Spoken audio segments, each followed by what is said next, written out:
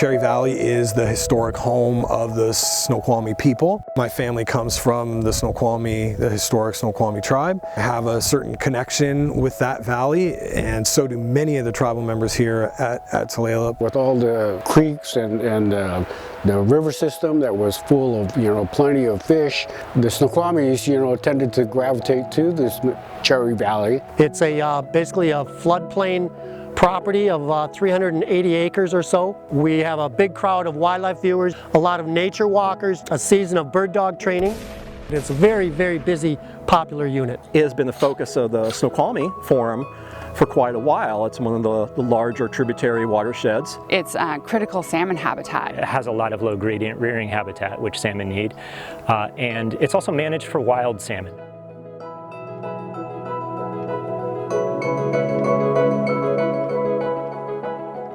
When Cherry Valley was first settled, it was cleared and drained to facilitate agriculture. We have an agricultural valley. We have farmers, landowners that are living there, so there's infrastructure, there are homes, there's water lines. We have a very shortened growing season at Cherry Valley, mainly because of the amount of soil moisture and the drainage infrastructure that we have. All of Cherry Valley is severely affected by winter floods. Just keeping the ditches clean so that we can get the land dry enough in the spring and keep it dry enough late in the fall that we can actually get a legitimate crop season out of it. We've had a dramatic decrease in our salmon populations. Chinook and steelhead and bull trout are 3 native species that are ESA listed. Notwithstanding some abundant years, pretty much all of our salmon are in trouble in the Snohomish Basin. So we have to partner with the farmers in order to come up with solutions that are not only good for the farms, but also good for salmon.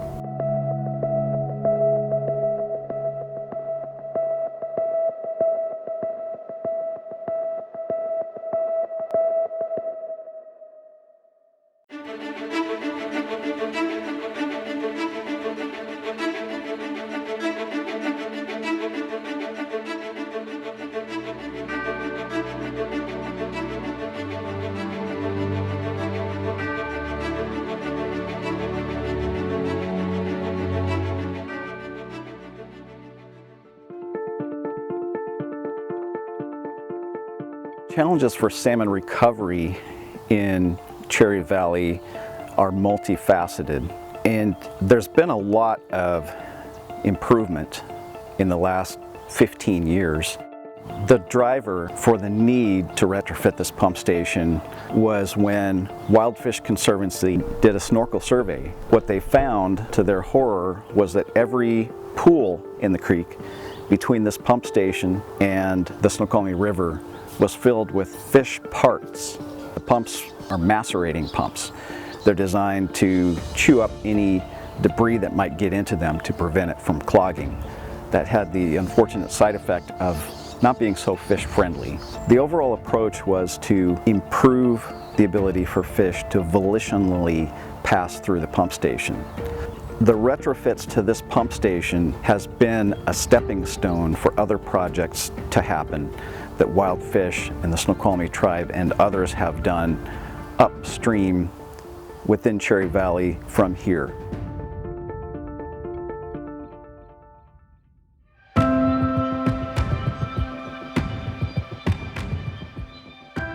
We assume in the 30s there was an effort in the valley to improve drainage, and I'm sure it seemed like a good idea at the time, but they dredged this. They basically cut a ditch.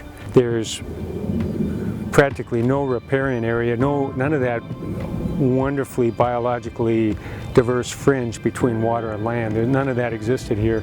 That's what this is all about. It's basically naturalizing the creek. We got native species planted here. We've got wood in the creek. We've got some more shallow banks so that there's a more extensive riparian area. And then there's going to be shade when some of this stuff starts growing. And this provides not just a habitat. Creeks like this serve as a refuge where the fish can go up the stream in the heat of the day and survive, basically.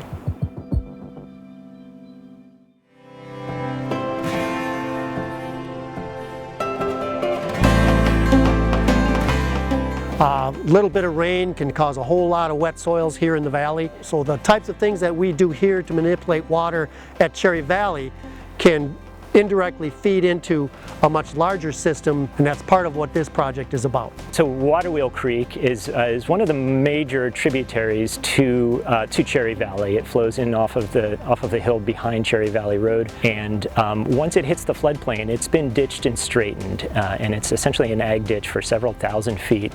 And we were able to work with the Drainage District and the state to take several thousand feet of that ditch, abandon that section, and recreate a much more natural, sinuous channel that includes a lot of large woody debris and native trees and shrubs alongside the banks.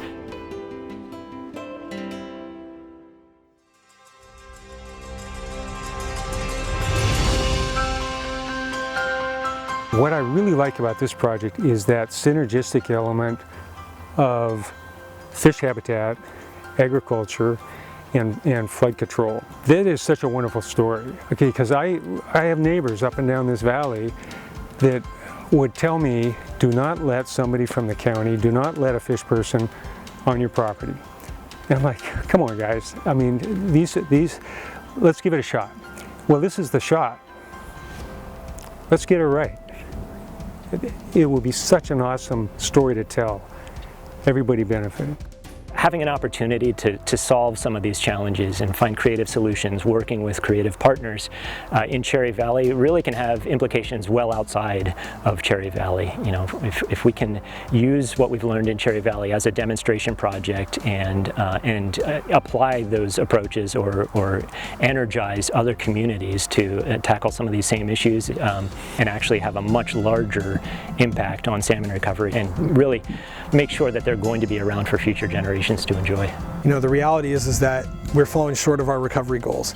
And we're falling short of our recovery goals because we're consistently falling short of our funding goals.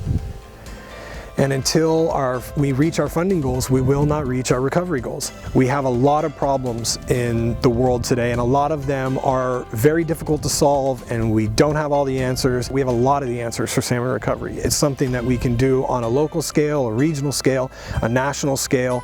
It reaches all those different points, but we have an opportunity to do something about it. That's empowering, and that's good, and we should take that opportunity.